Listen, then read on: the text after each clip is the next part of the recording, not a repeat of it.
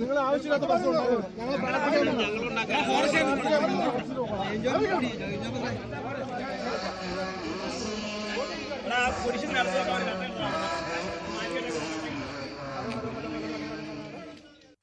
ഇടുക്കി തൊമ്മൻകുത്തിൽ കുരിശു തകർത്ത് വനപാലകരുടെ നടപടി വിവാദത്തിൽ. ആഗോള ക്രൈസ്തവ സമൂഹം വിശുദ്ധവാരത്തിലൂടെ കടന്നു പോകുന്ന വേളയിൽ മതസൗഹാർദ്ദത്തിന് പേരുകേട്ട കേരളത്തിൽ ഇടുക്കി ജില്ലയിലെ തൊടുപുഴയ്ക്കടുത്തുള്ള തൊമ്മൻകുത്ത് സെയിന്റ് തോമസ് ദേവാലയം കുരിശിന്റെ വഴി പ്രാർത്ഥനകൾക്കായി സ്ഥാപിച്ച കുരിശ് പിഴുതെറിഞ്ഞതാണ് വിവാദത്തിന് കാരണം. വിശ്വാസികളുടെ മനസ്സിൽ മുറിവേൽപ്പിച്ചിരിക്കുകയാണ് വനംവകുപ്പെന്ന് ക്രൈസ്തവ സഭാ നേതൃത്വം പറയുന്നു. മുനമ്പത്തെ വഖഫ് ഭൂമി പ്രശ്നത്തിൽ ക്രൈസ്തവ സഭ സംസ്ഥാന സർക്കാരിനെതിരെ പരസ്യമായ നിലപാട് സ്വീകരിച്ചിരുന്നു. കോൺഗ്രസിനെയും വിമർശിച്ചു. ഇതിനിടെ ഡൽഹിയിലെ കുരുത്തോല പ്രദക്ഷിണം തടഞ്ഞത് കേരളത്തിൽ ചർച്ചയാക്കാൻ CPM-ഉം കോൺഗ്രസും ശ്രമിച്ചു. ഡൽഹി വിഷയം കത്തിച്ച് BJP-യെയും കേന്ദ്ര സർക്കാരിനെയും ക്രൈസ്തവ വിരുദ്ധരാക്കി മുഖ്യമന്ത്രി അത്തരത്തിൽ സംസാരിക്കുകയും ചെയ്തു. ഇതിനിടയിലാണ് തൊമ്മൻകുത്തിലെ കുരിശുമാറ്റൽ. വിശുദ്ധവാരത്തിന് ശേഷം കുരിശു സ്ഥാപിക്കാനുള്ള നടപടികൾ തുടരാനാണ് വിശ്വാസികളുടെ നീക്കം. ഈ വിഷയമാണ് ചർച്ച ചെയ്യുന്നത്. ശ്രീ കെവിൻ പീറ്റർ ഉണ്ട് കാസയുടെ പ്രതിനിധിയായി ഈ ചർച്ചയിൽ. ശ്രീ ജോസുകുട്ടി ഒഴുകയിൽ കത്തോലിക്ക കോൺഗ്രസിന്റെ പ്രതിനിധിയായി ചർച്ചയിൽ പങ്കെടുക്കുന്നു. വസന്ത് തെങ്ങുംപള്ളി കോൺഗ്രസ് നേതാവുണ്ട്.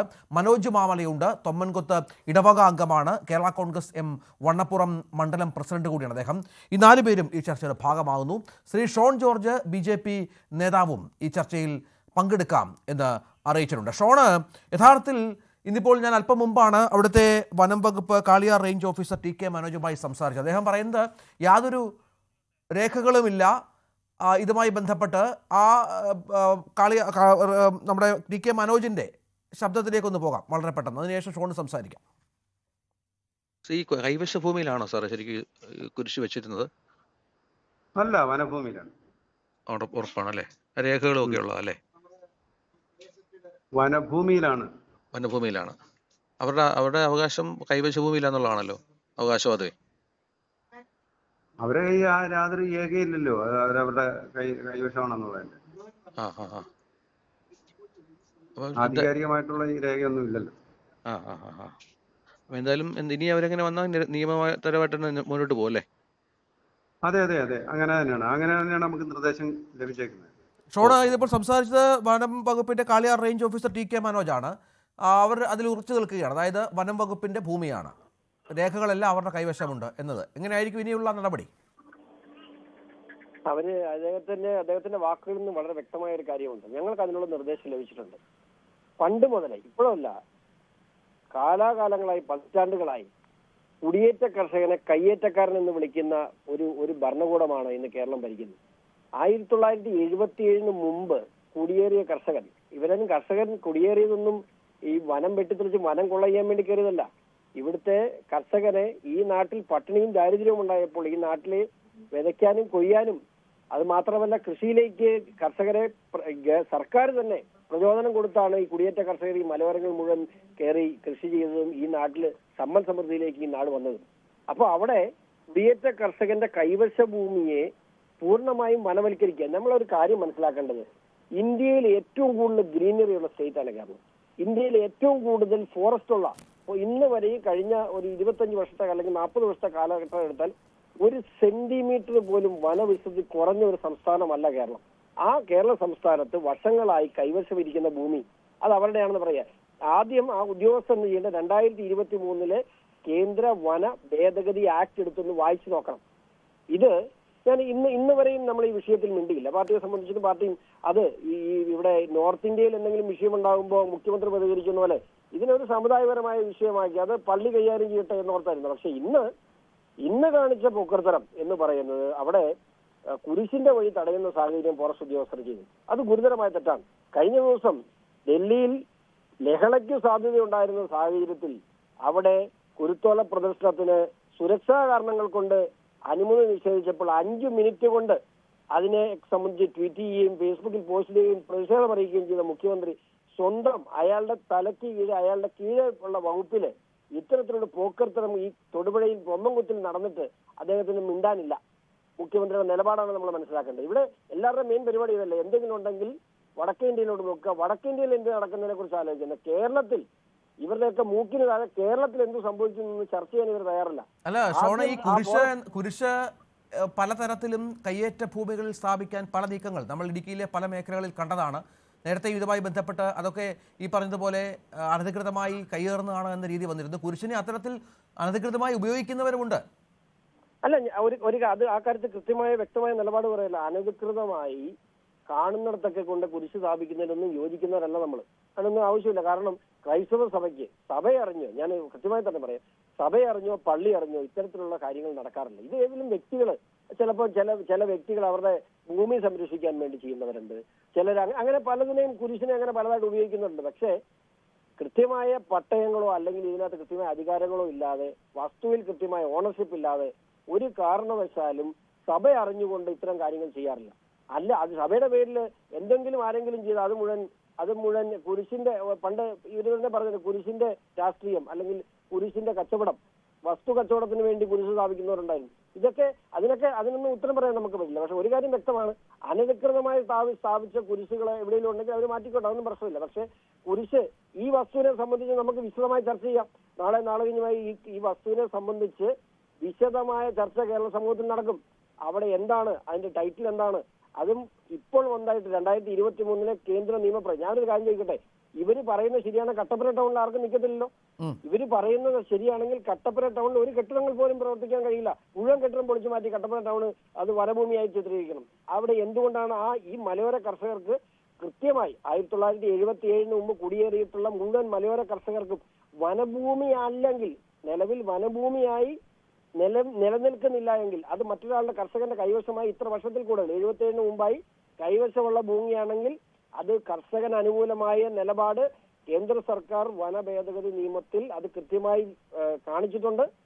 ആ നിയമം എടുത്തൊന്ന് വായിച്ചു നോക്കാൻ നിങ്ങൾ തയ്യാറാണോ? ഇല്ലെങ്കിൽ അതിന് ബാക്കി നിയമ നടപടികൾ സ്വീകരിക്കാൻ ഞങ്ങൾ മുമ്പിലുണ്ടാവും. ശരി, നന്ദി ഷോൺ ജോർജ് ഈ വിഷയത്തിൽ പ്രതികരിച്ചതിന്. ശ്രീ കെവിൻ പീറ്റർ, ശ്രീ ജോസുകുട്ടി ഒഴികയിൽ ഈ വസന്തെങ്ങുപള്ളി, ഒപ്പം ശ്രീ മനോജ് മാമല. ശ്രീ മനോജ്, താങ്കൾ തൊമ്മൻകുത്ത് ഇടവ അംഗമാണ്.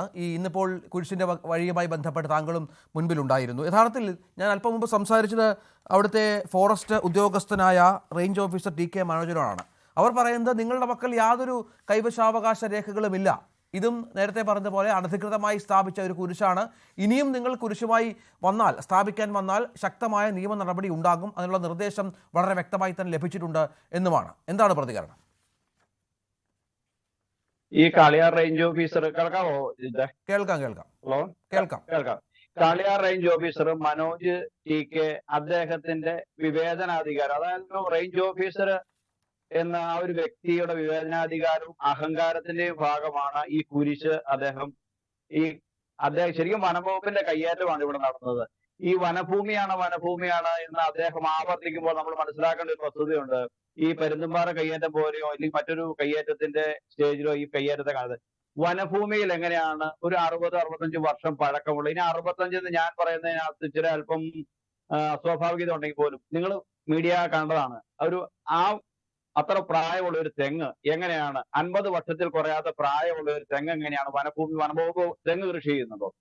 അതുപോലെ EMS ഭവന പദ്ധതിയിൽപ്പെടുത്തിയ പെര ഈ പ്രോപ്പർട്ടിക്കകത്തുണ്ട്. ആ പ്രോപ്പർട്ടിക്കകത്തു നിന്നുള്ള ഈ ദേവാലയത്തിന് കൈമാറിയ ഭൂമിയിലാണ് ഈ കുരിശ് സ്ഥാപിച്ചത്. ഇലക്ട്രിസിറ്റി ലൈൻ വലിക്കാൻ വനത്തിനകത്ത് ഇലക്ട്രിസിറ്റി ലൈൻ വലിക്കാൻ സാധിക്കുമെന്നല്ലേ? കാളിയാർ സെക്ഷനിൽ നിന്നും ഇലക്ട്രിസിറ്റി ലൈൻ ഈ EMS ഭവന പദ്ധതിയിൽപ്പെട്ട പെരയ്ക്ക് നൽകിയ ഈ പള്ളിയുടെ പറമ്പിലാണ് ആ പോസ്റ്റ് നിലവിൽ അവിടെ പറിച്ചിട്ടിട്ടുണ്ട്. ആർക്ക് വന്നാലും പരിശോധിക്കാവുന്നതാണ്. ആ പോസ്റ്റ് അവിടെ കിടക്കുന്നുണ്ട്. പിന്നെ എങ്ങനെയാണ് വനം വകുപ്പിന്റെ ഭൂമി എന്ന് വനം വകുപ്പ് സ്ഥാപിക്കാൻ ശ്രമിക്കുന്നത്? ഒരു കാരണവശാലും വനം വകുപ്പിന്റെ ഭൂമിയല്ല. വനം വകുപ്പിന് ഒരു തരത്തിൽ ഈ ഒരു ദേവാലയത്തിലുള്ള മുഴുവൻ ജനങ്ങളും ഒരു വനഭൂമിയിൽ കൈയേറിയാൽ ഒന്നിച്ച് ആ പ്രദേശത്തേക്ക് ഈ കുരിശ് തകർത്തിട്ട് വീണ്ടും കുരിശിന്റെ വഴി നടത്തുമെന്ന് ഒരു സാമാന്യ ബോധമുള്ള ആർക്കും ചിന്തിക്കാവുന്നതല്ലേ? ഒരു കാരണവശാലും വനംവകുപ്പിന്റെ ഭൂമിയല്ല, വനംവകുപ്പിന്റെ ഭൂമിയാണ് എന്ന് അവർ സ്ഥാപിക്കാൻ ശ്രമിക്കുന്നു.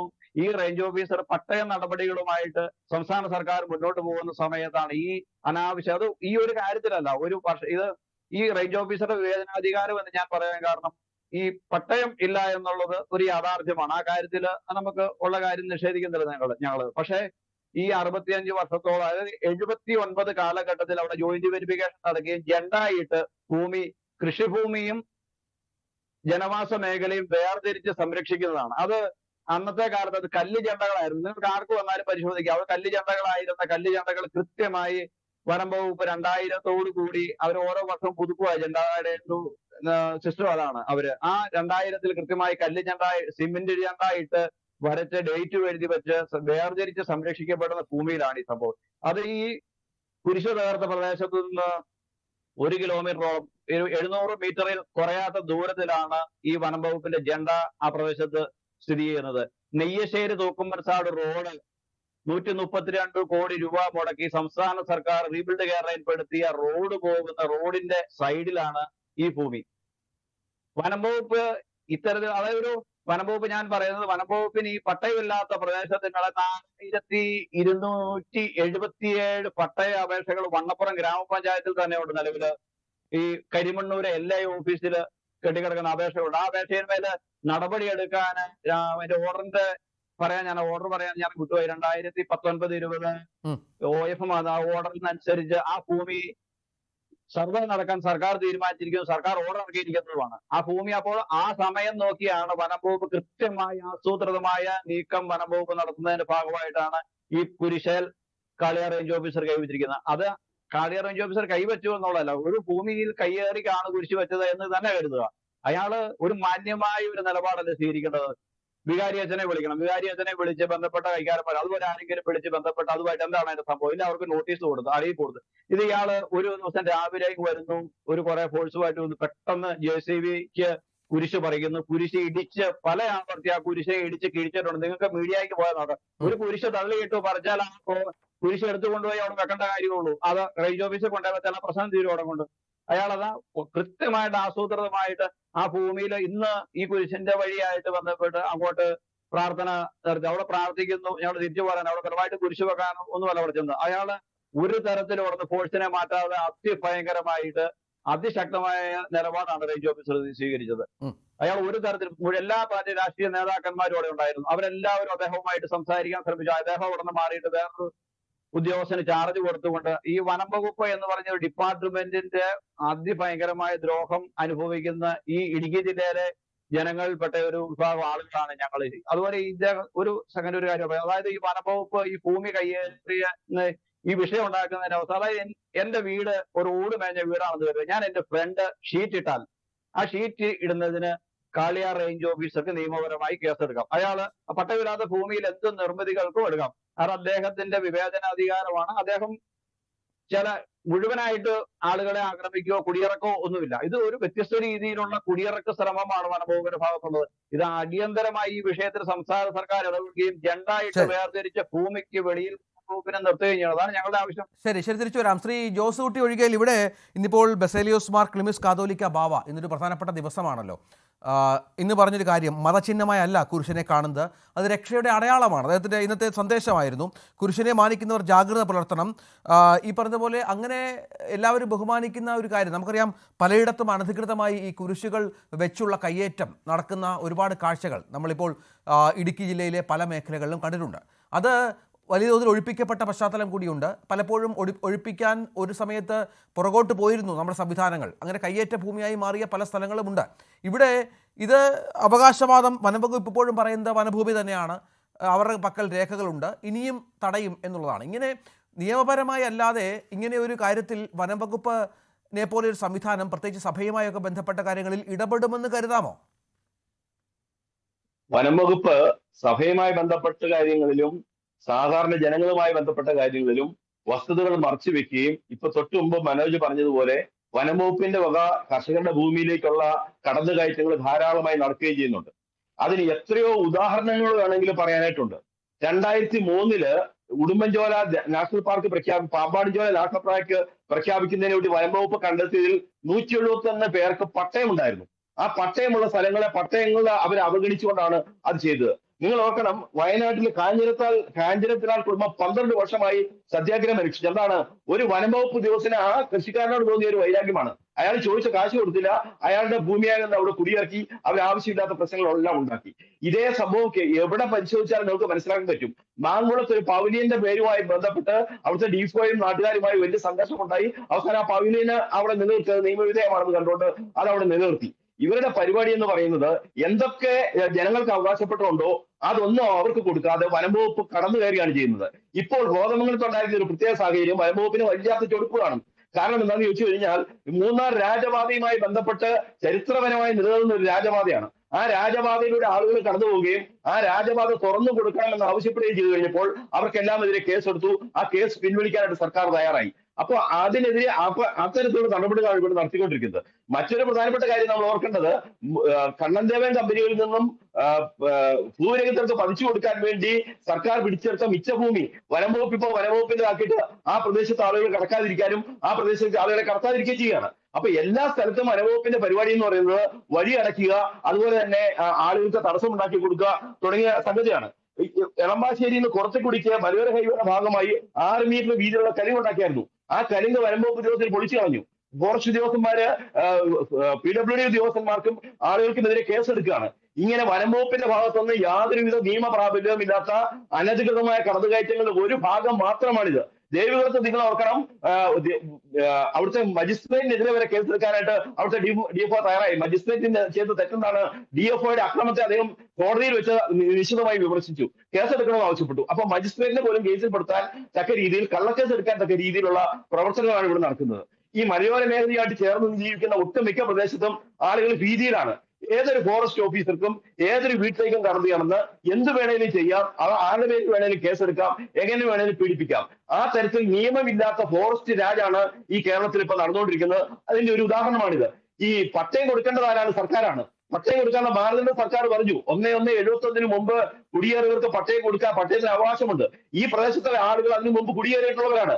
അവിടെ അതിനുള്ള തെളിവുകളുണ്ട്, തെങ്ങുകളുണ്ട്. അവിടുത്തെ കയ്യാലുകൾ നോക്കിയാൽ പരിശോധിക്കാം, അവിടുത്തെ വീടുകൾ നോക്കിയാൽ പരിശോധിക്കാം, അവിടുത്തെ ജനവാസത്തിന്റെ മറ്റ് സംഗതികൾ നോക്കിയാൽ പരിശോധിക്കാം. ഇതൊന്നും ഇവരുടെ കണ്ണിൽപ്പെടില്ല, അതൊന്നും രേഖകളില്ല എന്നാണ് പറയുന്നത്. കണ്ണടച്ചിരുട്ടാക്കിക്കൊണ്ട് ജനങ്ങളെ പീഡിപ്പിക്കുന്ന തരത്തിലുള്ള പ്രവർത്തനങ്ങളാണ് ഇവര് നിരന്തരമായി നടക്കുന്നത്. ഇവർക്ക് രേഖ കാണിച്ചാലും അവർക്ക് വേണ്ട, രേഖ അവർ അംഗീകരിക്കുകയില്ല. ഇപ്പം ഈ ദേവിയുടെ ഈ ഭാഗത്ത്, അതായത് നമ്മുടെ ഈ മനോജിന്റെ നേതൃത്വത്തിലുള്ള ഈ കാളിയാർ ആ പ്രദേശത്തുള്ള മറ്റൊരു ചിത്രം പറയാം. കർഷകർ അവരുടെ പട്ടയ ഭൂമിയിൽ നട്ടുപിടിപ്പിച്ച മരങ്ങൾ മുറിക്കാൻ, പ്ലാവ് മുറിക്കാൻ ചെന്നാൽ പോലും അവര് ഓരോരോ തടസ്സങ്ങൾ പറയുകയാണ്. കാരണം അവര് അനാവശ്യ തടസ്സങ്ങൾ പറഞ്ഞ് ജനങ്ങളെ ആ ഭാഗത്തുനിന്ന് എങ്ങനെയെങ്കിലും പറപ്പിക്കുന്നതിനുള്ള ശ്രമങ്ങളാണ് ഇവർ നടത്തിക്കൊണ്ടിരിക്കുന്നത്. അതുപോലെ തന്നെയാണ് വന്യജീവികളുടെ കാര്യത്തിലും. വന്യജീവികൾ ഈ ജനവാസ മേഖലയിലേക്ക് കടന്നാക്രമിക്കുമ്പോൾ അതിനെ ഒന്നും തടയാനായിട്ട് ഇവർ ശ്രമിക്കുന്നില്ല. എന്നിട്ട് അവർ സഭയെയും സഭാധികാരികളെയും ജനങ്ങളെയും എല്ലാം കള്ളക്കേസിൽ കൊടുക്കുന്നു, പ്രതികളാക്കുന്നു. ഈ തരത്തിലുള്ള യാതൊരുവിധ നിയമപ്രാബല്യവും ഇല്ലാത്ത, യാതൊരു മനസാക്ഷിയും ഇല്ലാത്ത അങ്ങേയറ്റത്തെ തെമ്മാടിത്തരമാണ് ഇവർ കാണിച്ചുകൊണ്ടിരിക്കുന്നത്. കാരണം ഈ വിശ്വാസികൾ നടത്തുന്ന ഈ ഒരു പ്രതിഷേധത്തിൽ അവർ അതുമായി മുന്നോട്ട് പോകുമെന്ന് പറയുകയാണ്. ഈ ഈസ്റ്റർ കഴിഞ്ഞാൽ കൂടുതൽ ഇതുമായി ബന്ധപ്പെട്ട് അവർ മുന്നോട്ട് പോയേക്കാം. അവിടെ പക്ഷേ വനംവകുപ്പ് ഉറച്ചു നിൽക്കുന്നത് ഇത് വനഭൂമിയാണ്, രേഖകൾ വളരെ കൃത്യമായി അവരുടെ കയ്യിലുണ്ട്. വിശ്വാസികൾ കാണിക്കുന്നത് തീർച്ചയായും പറഞ്ഞ പോലെ കയ്യേറ്റമാണ്. ഇനിയും അങ്ങനെ സംഭവിച്ചാൽ കുരിശ് വീണ്ടും പൊളിച്ചു മാറ്റേണ്ടി വരും, സമ്മതിക്കില്ല എന്ന് ശക്തമായ നിലപാടിലാണ്. ഇവിടെ എന്തുകൊണ്ടാണ് ഈ വിഷയത്തിൽ ഒരു പരസ്യമായ സ്റ്റാൻഡിന് കോൺഗ്രസ് തയ്യാറാവാത്തത്? ശ്രീ രഞ്ജിത്ത് കൃത്യമായ സ്റ്റാൻഡിൽ നിന്ന് ഞങ്ങളെ സംബന്ധിച്ച് വനമേഖലയുമായി ബന്ധപ്പെട്ട് ഉണ്ടായി വരുന്ന മനുഷ്യരും വന്യജീവികളുമായിട്ടുള്ള ആക്രമണം, അതിൽ സംസ്ഥാന സർക്കാരും സർക്കാരിന്റെ വനം വകുപ്പും അതിന്റെ ഭാഗമായി നിൽക്കുന്ന ഫോറസ്റ്റ് ഉദ്യോഗസ്ഥരും കാലങ്ങളായി എടുത്തു വരുന്ന നിഷ്ക്രിയത്വം, അതിനോടൊപ്പം തന്നെ പട്ടയവുമായി ബന്ധപ്പെട്ട വിവിധ വിഷയങ്ങൾ, ഉമ്മൻചാണ്ടി ഗവൺമെന്റിന്റെ ഏറ്റവും അവസാനം ഇറങ്ങിപ്പോകുമ്പോൾ അന്ന് ഏറ്റവും ഒടുക്കം നിയമസഭയ്ക്കുള്ളിൽ ഇത് അന്യായമായി പട്ടയ വിതരണം നടത്തുന്നു എന്നുള്ളതായിരുന്നു VS അച്യുതാനന്ദൻ എന്ന അന്നത്തെ പ്രതിപക്ഷ നേതാവിന്റെ ആവശ്യം. ആ ഗവൺമെന്റ് ഇറങ്ങിപ്പോയതിനു ശേഷം ഇതാ നാളിലേക്ക് 8 വർഷം തീരാറാവുന്നു. ഈ ഗവൺമെന്റ് രണ്ടാമത്തെ വന്നിട്ട് എത്ര പട്ടയം കൊടുക്കാൻ സാധിച്ചിട്ടുണ്ട് എന്നുള്ള കൃത്യമായ ചോദ്യമല്ലേ. ഞങ്ങളെ സംബന്ധിച്ച് ഇപ്പോ ഈ തൊമ്മൻകുത്തിൽ ഉണ്ടായിരിക്കുന്ന സംഭവം വളരെ വേദനാജനകമാണ് എന്നത് മാത്രമല്ല, അത് BJPക്ക് വഴിമരുന്നിടാൻ വേണ്ടി സംസ്ഥാന സർക്കാരിന്റെ ഒത്താശയോടുകൂടി ഫോറസ്റ്റ് വകുപ്പ് കളിച്ച നാടകമാണ് എന്നതാണ് ഞങ്ങളുടെ നിലപാട്. വളരെ കൃത്യമായി കോൺഗ്രസ് പാർട്ടിക്ക് വേണ്ടി ഔദ്യോഗികമായ നിലപാട് പറയാൻ ഞാൻ താല്പര്യപ്പെടുകയാണ്. ഇത് BJPക്ക് വഴിമരുന്നിട്ട് കൊടുക്കാൻ വേണ്ടി മുനമ്പത്തെ പോലെ മറ്റു സ്ഥലങ്ങളിലെ പോലെ യഥാർത്ഥ വില്ലൻ CPM ആണ്. യഥാർത്ഥ വില്ലൻ മറയ്ക്കപ്പുറത്ത് മറഞ്ഞിരുന്നിട്ട് BJPക്ക് പരവതാനി ഉണ്ടാക്കി കൊടുക്കാൻ വേണ്ടി ക്രിസ്ത്യൻ വിശ്വാസങ്ങളെ അധിക്ഷേപിക്കുക, ക്രിസ്ത്യൻ വിശ്വാസികൾ തിങ്ങിപ്പാർക്കുന്ന സ്ഥലങ്ങളിൽ ആവശ്യമില്ലാത്ത അനാവശ്യമായ നിയമക്കുരുക്കുകൾ ഉണ്ടാക്കുക, എന്നിട്ട് അവിടേക്ക് സമരം നടത്താൻ, നിയമസഹായം നൽകാൻ, ലീഗൽ എയ്ഡ് നടത്താൻ BJP-യെ ആർത്തു വിളിക്കുകയാണ്. അവരെ കൈകൊട്ടി കരഘോഷം കൊടുത്ത് അവർക്ക് അവിടെ വേദി ഉണ്ടാക്കി കൊടുക്കുകയാണ് സംസ്ഥാന സർക്കാരും അതിന്റെ കീഴിലുള്ള ഫോറസ്റ്റ് വകുപ്പും. നോക്കൂ, ഇവിടെ ഫോറസ്റ്റ് വകുപ്പിന്റെ നിലപാട് എന്താണ്? അങ്ങ് പറഞ്ഞതുപോലെ തന്നെ ഇതൊരു കയ്യേറ്റ ഭൂമിയാണ്. അങ്ങനെ കയ്യേറ്റ ഭൂമിയാണെങ്കിൽ തൊമ്മൻകുത്ത് മുതൽ തൊടുപുഴ വരെയുള്ള സ്ഥലങ്ങളിൽ എന്റെ കൂടെ വരാൻ പറയൂ ഫോറസ്റ്റ് ഉദ്യോഗസ്ഥനോട്. 1 തൊട്ട് 1000-ഓളം CPM-ന്റെ ജില്ലാ കമ്മിറ്റി ഓഫീസ് അടക്കം, CPM-ന്റെ ഏരിയ കമ്മിറ്റി ഓഫീസുകൾ അടക്കം, CPM-ന്റെ ബ്രാഞ്ച് കമ്മിറ്റി ഓഫീസുകൾ അടക്കം എണ്ണി കാണിച്ചു കൊടുക്കാം. പരശതം ഓഫീസുകൾ ഫോറസ്റ്റ് ഭൂമിയിൽ, സർക്കാർ ഭൂമിയിൽ പുറംപോക്കിൽ കയ്യേറി സ്ഥാപിച്ചിരിക്കുന്നത്. ഒരിടത്തൊരു നോട്ടീസ് കൊടുക്കാൻ, പൊളിച്ചു മാറ്റണ്ട, ഒരു നോട്ടീസ് കൊടുക്കാൻ ഇവർ തയ്യാറാകുമോ? ഇനി അതേ തൊമ്മൻകുത്ത് മുതൽ മൂവാറ്റുപുഴ വരെ എന്റെ കൂടെ വരാൻ പറയൂ, അല്ലെങ്കിൽ നിങ്ങളും വരൂ. CPM-ന്റെ കൊടിതോരണങ്ങൾ, കൊടിമരങ്ങൾ വെച്ച് സ്ഥാപിച്ചിരിക്കുന്നത് ഈ പുറംപോക്കിൽ, സർക്കാർ ഭൂമിയിൽ, എന്തിനേറെ ഫോറസ്റ്റിന്റെ ഉള്ളിൽ പോലും CIQ-ന്റെ അടക്കം കൊടികൾ സ്ഥാപിച്ചിരിക്കുന്നത് കാണിച്ചു കൊടുക്കാം, തൊട്ട് കാണിച്ചു കൊടുക്കാം. ഒന്ന് പറിച്ചു മാറ്റാൻ പോയിട്ട് ആ പറിച്ചു മാറ്റേണ്ടതേ അവിടെ ഒരു നോട്ടീസ് ബ്രാഞ്ച് സെക്രട്ടറിക്ക് ഇത്ര ദിവസത്തിനുള്ളിൽ നിങ്ങൾ എടുത്തു മാറ്റിയില്ലെങ്കിൽ ഞങ്ങൾ അത് എടുത്തു മാറ്റും എന്നുള്ളൊരു നോട്ടീസ് ചെയ്യാൻ ഇയാൾക്ക് ധൈര്യം ഉണ്ടാകുമോ? ഉണ്ടാവില്ല. അപ്പൊ ബോധപൂർവം അവിടുത്തെ വിശ്വാസികളെ വേദനിപ്പിക്കാൻ, വളരെ കൃത്യമായി അവിടുത്തെ വിശ്വാസികളുടെ മതവികാരത്തെ, അവരുടെ വികാരത്തെ വ്രണപ്പെടുത്താൻ വേണ്ടി, അങ്ങനെ വ്രണപ്പെടുത്തി അവിടെ BJP-ക്ക് വഴിമരുന്ന് ഇട്ടു കൊടുക്കാൻ വേണ്ടി പെരുമാറിയതാണ് ഈ ഫോറസ്റ്റ് ഉദ്യോഗസ്ഥൻ എന്നതിൽ യാതൊരു സംശയവും വേണ്ട. കാരണം എന്താണ്? ഒന്ന്, ആ കുരിശ്, ഇപ്പൊ എനിക്ക് മുമ്പ് സംസാരിച്ച എനിക്കൊന്ന് AKCC-യുടെ പ്രതിനിധിയാണ്, അദ്ദേഹം പറഞ്ഞതുപോലെ ആ കുരിശെടുത്ത് ഫോറസ്റ്റ് ഓഫീസിലേക്ക് മാറ്റി വെക്കാമായിരുന്നു. ഇനി അതുമല്ലെങ്കിൽ ആ കുരിശ് അവിടെ നിന്ന് പിഴുതു മാറ്റി മറ്റെവിടത്തേക്ക് മാറ്റി വെക്കാമായിരുന്നു. ഇനി ആ കുരിശ് സ്ഥാപിച്ചത് അവിടുത്തെ ഇടവകയാണെങ്കിൽ വികാരി അച്ഛനൊരു നോട്ടീസ് ഇഷ്യൂ ചെയ്യാമായിരുന്നു. ഇനി ആ കുരിശ് സ്ഥാപിച്ചത് ഇടവകയല്ലെങ്കിൽ അത് സ്ഥാപിച്ച ആൾക്ക് ഒരു കൃത്യമായ ഒരു ലീഗൽ നോട്ടീസ് ഇഷ്യൂ ചെയ്യാനുള്ള അധികാരം ഫോറസ്റ്റ് വകുപ്പിന്റെ ചട്ടങ്ങൾ നൽകുന്നുണ്ടല്ലോ. എന്തുകൊണ്ടാണ് അതൊന്നും ഇഷ്യൂ ചെയ്യാതെ പെട്ടെന്നൊരു ദിവസം തല്ലി തകർത്തേക്കാം, പെട്ടെന്നൊരു ദിവസം മറ്റേ ഈ ഡൽഹിയിലൊക്കെ BJP ശ്രീ വസന്ത്, താങ്കളുടെ ഭയം പോലെ ഈ പറഞ്ഞതുപോലെ പല വിഷയങ്ങളെ, ഇപ്പൊ മുനമ്പം ഒരു പ്രധാന കാര്യമാണ്. ഇപ്പോൾ ഇവിടെ ഈ കുരിശുമായി ബന്ധപ്പെട്ട വിഷയങ്ങൾ വരുന്നു. സ്വാഭാവികമായും ഈ പരവതാനി വിരിക്കുകയാണ് BJP-ക്കെങ്കിൽ അവിടെ ഒരു കൃത്യമായ സ്റ്റാൻഡ് എടുത്ത് ഈ വിശ്വാസികൾക്കൊപ്പം, ക്രിസ്ത്യൻ വിശ്വാസികൾക്കൊപ്പം വളരെ വ്യക്തമായി തന്നെ, ഇപ്പോൾ മുനമ്പത്തായാലും ഇവിടെ ആയാലും ഒക്കെ നിൽക്കാൻ സാധിക്കാത്തത് എന്തുകൊണ്ടാണ്? കോൺഗ്രസിന് വല്ലാത്തൊരു ആശയക്കുഴപ്പത്തിൽ, ഒരു ഡയലമയിൽ കോൺഗ്രസ് ഇത്തരം കാര്യങ്ങളിൽ പെട്ടുപോകുന്നുണ്ടോ? അവിടെയാണ് താങ്കൾ ഭയപ്പെടുന്നത് പോലെ BJP നേട്ടമുണ്ടാക്കുന്നത്, പല ഈ ക്രിസ്ത്യൻ വിഭാഗമടക്കം BJP-യിലേക്ക് അടുക്കുന്ന ഒരു സാഹചര്യം ഒരുങ്ങുന്നത്? അല്ല, ക്രിസ്ത്യൻ വിശ്വാസികൾ അടുക്കുന്നത് കൊണ്ടാണോ എന്ന് ബഹുമാനപ്പെട്ട his excellency archbishop Mar Joseph പാംപ്ലാനിക്ക് ഇത് രാജ്യം ഒട്ടുക്കും സ്വന്തം വിശ്വാസം മുമ്പോട്ട് കൊണ്ടുപോകാൻ സാധിക്കുന്നില്ല. ജബൽപൂരിലടക്കം BJP-യുടെ നേതൃത്വത്തിൽ നമുക്കെതിരെ വലിയ ആക്രമണങ്ങൾ, വലിയ അധിക്ഷേപങ്ങൾ നടന്നുകൊണ്ടിരിക്കുകയാണെന്ന് വിളിച്ചു പറയേണ്ടി വരുന്നത്.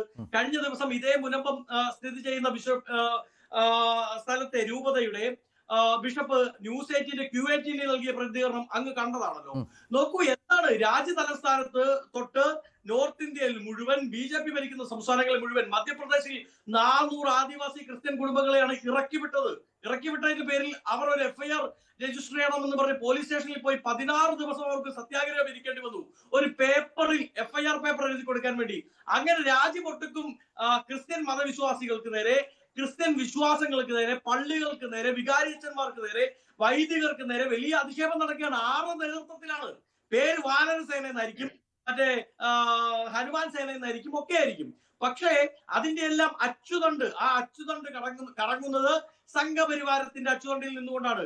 കഴിഞ്ഞ ദിവസം നമ്മൾ കണ്ടല്ലോ. ഇന്ന് ഞാനും ഒരു ക്രിസ്ത്യൻ വിശ്വാസിയാണ്. ഞങ്ങളുടെ വിശ്വാസ പ്രകാരം ഇന്ന് ക്രിസ്തുദേവനെ, ഈശോയെ ക്രൂശിക്കുന്നതിന് മുമ്പ് പീലാത്തോസ് ചോദിക്കുന്നുണ്ട്, ഞാൻ ഈ ദൈവപുത്രനെ നിങ്ങൾക്ക് വിട്ടുതരാം, വേണോ? അപ്പോ യൂതന്മാർ ഒന്നടങ്കം പറയും, വേണ്ട, ഞങ്ങൾക്ക് ക്രിസ്തുവിനെ വേണ്ട, ഞങ്ങൾക്ക് മിശിഹായെ വേണ്ട, ഞങ്ങൾക്ക് വേണ്ടത് കൊള്ളവെപ്പുകാരനായ, തീവെപ്പുകാരനായ, കൊള്ളക്കാരനായ, കലാപകാരിയായ ബറാബാസിനെയാണ്.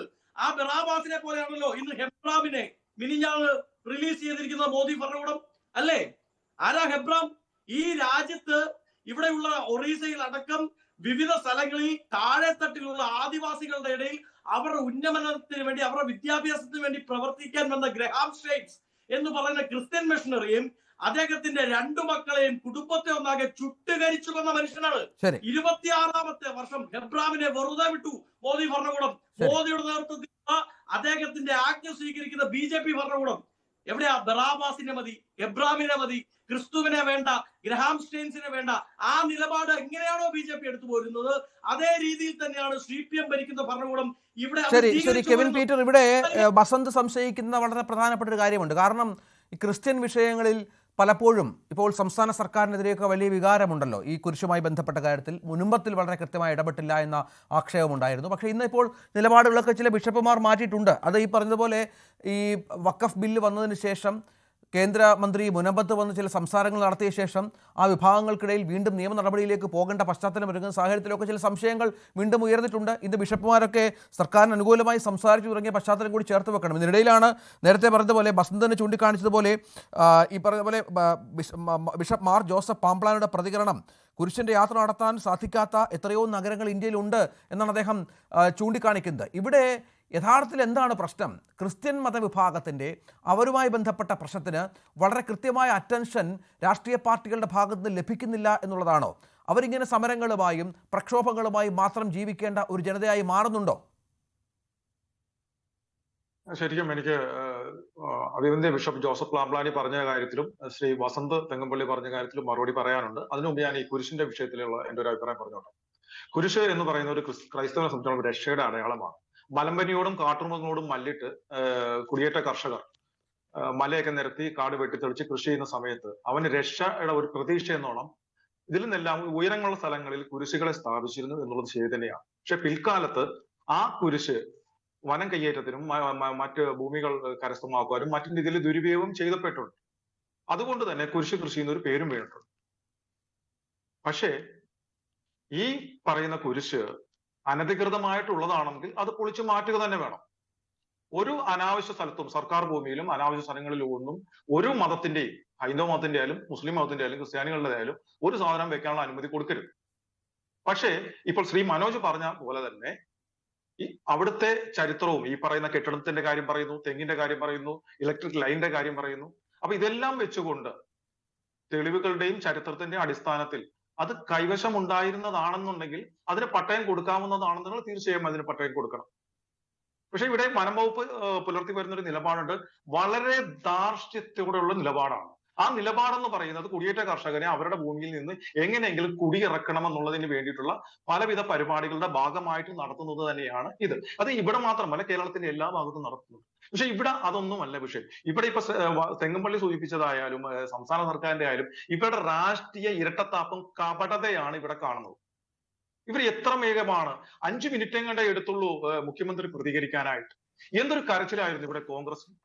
ഇവിടെ ആ കുരിശ് പൊളിച്ചു മാറ്റി അവിടെ കുരിശ് അവിടെ സ്ഥാപിക്കാൻ വനം വകുപ്പ് അനുവദിക്കുന്നില്ല. സർക്കാർ ഒരു ടീമിനെ, ഒരു കമ്മീഷനെ വെച്ചുകൊണ്ട് അന്വേഷണം നടത്തിയിട്ട് തീരുമാനമെടുക്കട്ടെ. പക്ഷെ ഇന്ന് ഈ ദിവസം കുരിശിന്റെ വഴി നടത്താൻ അവിടെ നമ്മൾ നിങ്ങളുടെ വീഡിയോയിലെല്ലാം കണ്ടതാണ്.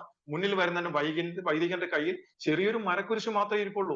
അത് കുരിശിന്റെ രൂപം മാത്രമേ ഉള്ളൂ. അത് പള്ളിയിൽ ഇരുന്നതാണ്. അത് തിരിച്ച് പള്ളിയിലേക്ക് കൊണ്ടുപോകേണ്ടതാണ്.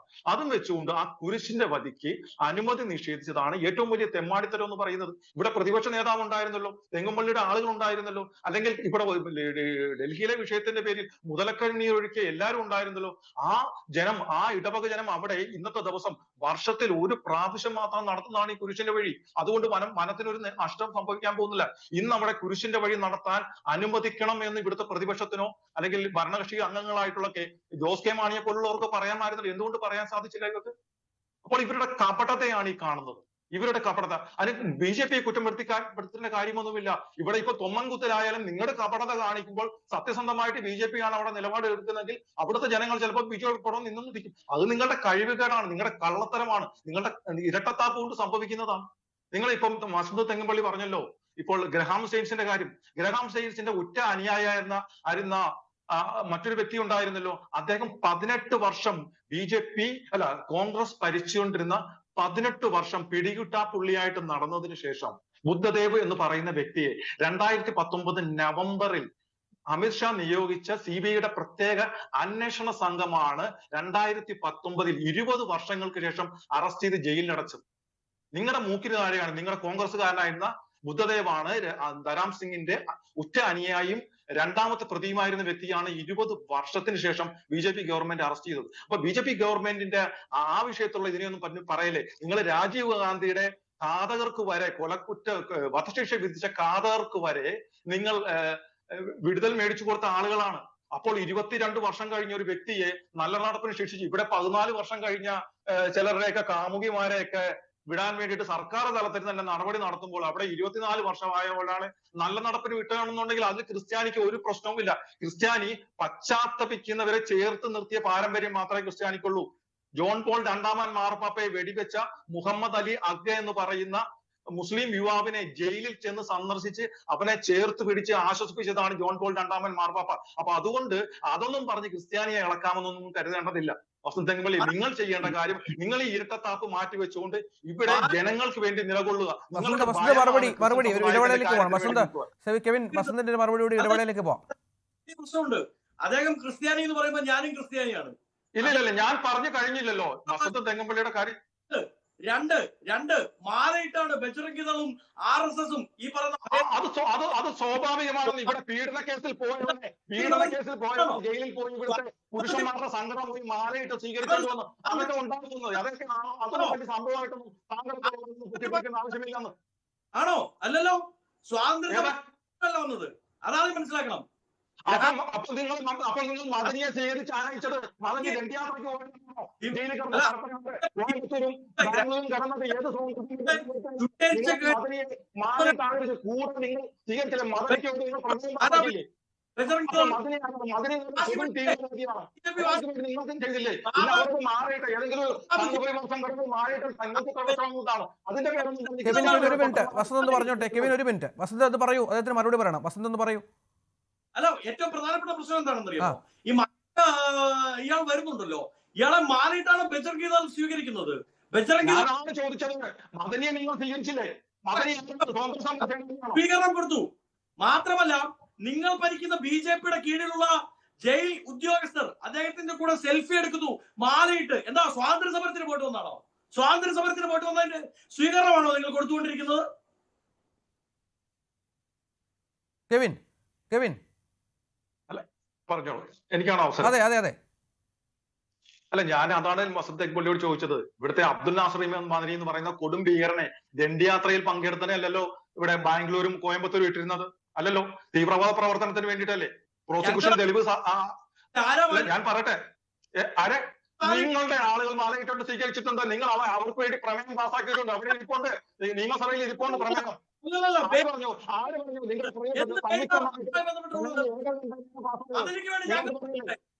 നിങ്ങൾ അത്രയും വലിയ തീവ്രവാദിയൊന്നുമല്ലല്ലോ. ആയിരക്കണക്കിന് ആൾക്കാരുടെ തീവ്രവാദിയൊന്നുമല്ലല്ലോ. പറയുന്നതിനൊരു വ്യക്തത വേണം. ഞാൻ നിങ്ങൾ മാലയിട്ട കാര്യം എഴുതേ. നിങ്ങൾ ഇവിടുത്തെ കാര്യം പറ. നിങ്ങൾ ഉത്തരേന്ത്യയിലെ കാര്യം പറയില്ല. ഇവിടെ നിങ്ങൾ ചെയ്ത മറുപടി പറയൂ. ആദ്യം നിങ്ങൾ ഉത്തരേന്ത്യയിലെ കാര്യം അവിടെ നിൽക്കട്ടെ. ശരി തിരിച്ചു വരാം. പ്രധാനപ്പെട്ട അതിഥികളുണ്ട്. നമുക്ക് വിഷയത്തിലേക്ക് വരണം. ദയവായി തുടരുക. വളരെ പെട്ടെന്ന് ഒരു ഇടവേളയ്ക്ക് ശേഷം 4 പേരിലേക്ക് വരാം.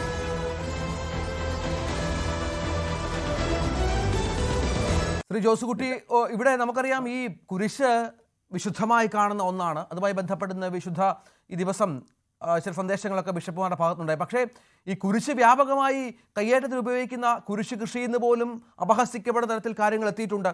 ഈ അവകാശങ്ങളെക്കുറിച്ച് സംസാരിക്കുമ്പോൾ ഇത്തരത്തിലുള്ള കാര്യങ്ങളെക്കുറിച്ച് ഇത്തരം കയ്യേറ്റക്കാർക്കെതിരെ നിലപാടെടുക്കാനും അവരെ ഒറ്റപ്പെടുത്താനും അവർക്കെതിരെ സംസാരിക്കാനും കൂടി സഭകൾ തയ്യാറാകേണ്ടതുണ്ടല്ലോ. അതും വളരെ പ്രധാനപ്പെട്ടതാണല്ലോ. ആരാണ് ഇത്തരത്തിൽ ഒരു അപഹാസ്യം സൃഷ്ടിക്കുന്നത് എന്നുള്ളതും വനംവകുപ്പിനടക്കം സർക്കാർ സംവിധാനങ്ങൾക്കടക്കം കുരിശുമായി ബന്ധപ്പെട്ട് സംശയം സൃഷ്ടിക്കുന്നതെന്നടക്കമുള്ള കാര്യങ്ങളിലും ഒരു അവധാനത വേണമല്ലോ സഭകൾക്ക്.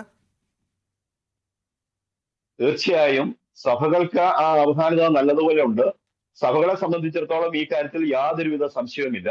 സഭകൾക്ക് അവർക്ക് പൂർണ്ണമായ അവകാശമുണ്ടെന്ന് ഉത്തമ ബോധ്യമുള്ള സ്ഥലങ്ങളിൽ മാത്രമാണ് കുരിശ് സ്ഥാപിക്കുന്നതും അതുമായി ബന്ധപ്പെട്ട കാര്യങ്ങൾ ചെയ്യുന്നു. സഭകൾ എന്നും ഗവൺമെന്റിനോട് സഹകരിച്ചുകൊണ്ട് തന്നെയാണ് പോകുന്നത്. അല്ലാതെ ഗവൺമെന്റുമായിട്ട് ആവശ്യമില്ലാതെ ചണ്ടയ്ക്കോ തർക്കത്തിലും ഇല്ല. അതേസമയത്ത് മത അനുഷ്ഠാനത്തിനും വിശ്വാസ ജീവിതത്തിനും അനുകൂലമല്ലാത്ത സാഹചര്യം സൃഷ്ടിച്ചാൽ അതിനെതിരെ വിട്ടുവീഴ്ചയില്ലാത്ത നിലപാടെടുക്കുമെന്ന കാര്യത്തിൽ യാതൊരു തർക്കവുമില്ല. ഇപ്പൊ ഏതെങ്കിലും ഒറ്റപ്പെട്ട ഇഷ്യൂസ് കാണിച്ചുകൊണ്ടും അതുപോലെ ചില സ്ഥാപിത താല്പര്യങ്ങളാണ് ഈ കുരിശ് കൃഷി എന്നൊക്കെയുള്ള പേര് വരുത്തി തീർക്കുന്നതിന് വേണ്ടിയിട്ടുള്ള ശ്രമങ്ങൾ നടത്തുന്നത്. സഭകളെ സംബന്ധിച്ചിടത്തോളം അത്രയും താല്പര്യങ്ങളില്ല.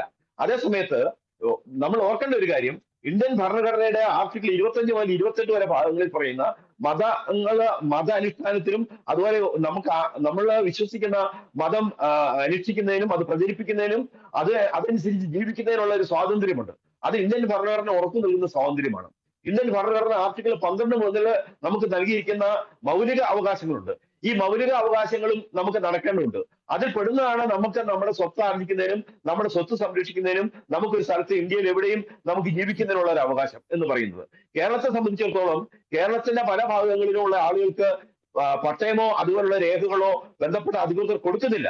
അത് കൊടുക്കാത്തത് അവിടെ താമസിക്കുന്ന ആളുകൾ കുഴപ്പമല്ല, അത് കൊടുക്കേണ്ടത് ഗവൺമെന്റ് ആണ്. ഇവിടെ തിരുവിതാംകൂറിന്റെ ചരിത്രം മുതൽ 1822 മുതലുള്ള തിരുവിതാംകൂറിന്റെ ചരിത്രം എടുത്ത് പരിശോധിച്ചോളുക. ഇനി അതിന് ഏറ്റവും നൂറ്റാണ്ടുകൾക്ക് മുമ്പ്, സഹസ്രാബ്ദങ്ങൾക്ക് മുമ്പ് സോളമന്റെ രാജധാനിയിൽ വരെ കേരളത്തിൽ നിന്നുള്ള ഏലവും കുരുമുളകും എത്തിയിരുന്നത് എന്നുള്ളതിന് രേഖകളുണ്ട്. അപ്പൊ ഇവിടെ ഈ മലയോര മേഖലയിലെ ജനവാസത്തെയും മലയോര മേഖലയിലെ ചരിത്രത്തെയും ഒന്നും കാണാതെ ഏതാനും ചില ഉദ്യോഗസ്ഥന്മാർ വന്ന് അവരുടെ വ്യക്തിപരമായ താല്പര്യങ്ങളും അല്ലെങ്കിൽ മറ്റേതെങ്കിലും സ്ഥാപിത താല്പര്യങ്ങളും നേടിയെടുക്കുന്നതിന് വേണ്ടി ജനങ്ങളുടെ മേൽ നിയമം അടിച്ചേൽപ്പിക്കുകയാണ്. യഥാർത്ഥത്തിൽ ഇവിടെ വനഭൂമി ജെൻഡ ഇട്ട് തിരിച്ചിട്ടുണ്ട്. ഈ ജെൻഡയ്ക്ക് പുറത്ത് ഫോറസ്റ്റ് ഉദ്യോഗസ്ഥർ എന്താണ് കാര്യം? കേരളത്തിലെ ഫോറസ്റ്റ് നിയമത്തിൽ തന്നെ മാറ്റം വരുത്തേണ്ടതുണ്ട്. നമുക്കറിയാവുന്ന എക്സൈസ് എന്ന് പറയുന്ന ഒരു സംവിധാനമുണ്ട് ഇവിടെ.